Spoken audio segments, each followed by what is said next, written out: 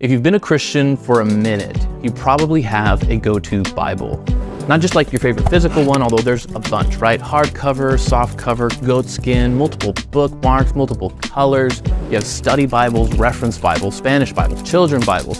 And even so, at the end of the day, I usually just end up using this. And the point is, we have a lot of Bibles, not just different Bibles with different covers or for different audiences. We have a lot of translations of the Bible. Just a generation ago, this wasn't really a thing. King James ruled the day. Yeah, that Bible, that sounds Shakespearean to us today, but was written in the language of the people at the time. But this story is not about all the translations of the Bible. It's about where these Bibles are printed. If you look inside the cover of your Bible, you will most likely find that it was printed halfway around the world in China. And that's significant because the Chinese Communist Party is known for persecuting Christians. The same country that prints the Bible for the entire world doesn't want it to reach the hands of its own people. But even then, that's not necessarily what's happening in China today. This is a story about how persecution in China is heading in a new direction. They're not trying to destroy Christianity, they're trying to rewrite it.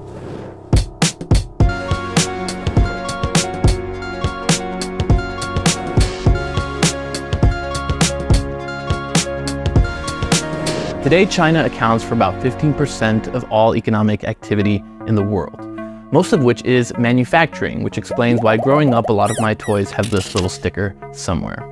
But a big part of manufacturing is printing of all kinds: books, apparel, signage, and yes, Bibles. A lot of Bibles are printed in China. Amity Printing Company, the largest Bible production base in the world, produces an average of 70 Bibles per minute. To date, they have printed more than 250 million Bibles. Printing a Bible isn't easy, and Bible publishers rely heavily on China's expertise. They know what they're doing. But the question remains, why would a country so set against Christianity be willing to print the very book they don't want their citizens reading? We could say it's a matter of trade, dollars, the bottom line. After all, 3 out of 4 Bibles printed in China are produced for export. If you're the manufacturing powerhouse of the world, why not make a buck? But the answer is not that simple. The biggest thing the Chinese Communist Party is after is not just money, but control. Protestant Christianity in China is on the rise. It's estimated that there are more Protestants today in China than in Germany or France. Generally speaking, there are 2 very distinct churches in China. There's the grassroots movement of churches, usually called underground or house churches. Christians who attend these churches do so in secrecy, even changing location and being very careful about who they meet with. But there's also the state-sanctioned church, mostly represented through the China Christian Council and the Free Self-Patriotic movement. You can guess which one of these the Chinese government is cool with you being a part of. China is okay with you being a Christian as long as it's on their terms. They don't mind if you have a Bible as long as it's their Bible. In 2019, the CCP announced that they were working on a new translation of the Bible, adapting it to be more in line with their beliefs and systems. They no longer want to simply repress religion, but transform it into a new version of Christianity. Let me give you an example of what I mean. In 2020, Chinese Catholics found a government-published textbook on professional ethics and law, quoting a known passage of the Bible, John 8:3-11. You've heard this story before, when Jesus stops the crowd from stoning the adulterous woman. Let's read their translation. The crowd wanted to stone the woman to death as per their law, but Jesus said, "Let the one who has never sinned throw the first stone." Hearing this, they slipped away one by one.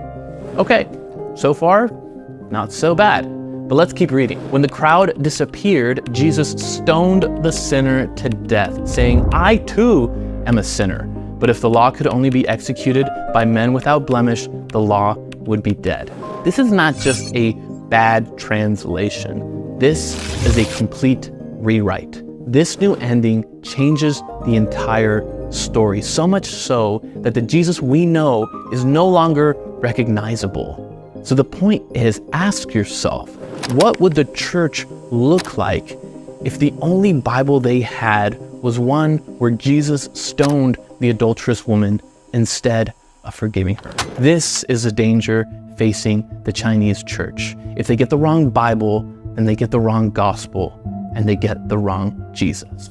The Chinese Communist Party knows what they're doing. They know the power that religious texts have over people, the Bible most of all. They know that a church without a Bible is no church at all. And if you take away the church, you take away the strength of Christians, which then hinders the ability of Christians to multiply. If you go after the Bible, you go after the lifeblood of Christianity. We can give thanks for the freedom that many of us enjoy in our home countries. And even with all the challenges, most of us are not worried about losing access to our copies of the scriptures. And the Bible is so precious that it's worth doing everything we can to make sure it's accessible to everyone. And that includes our brothers and sisters in China who are in danger of receiving a Bible that is no Bible at all.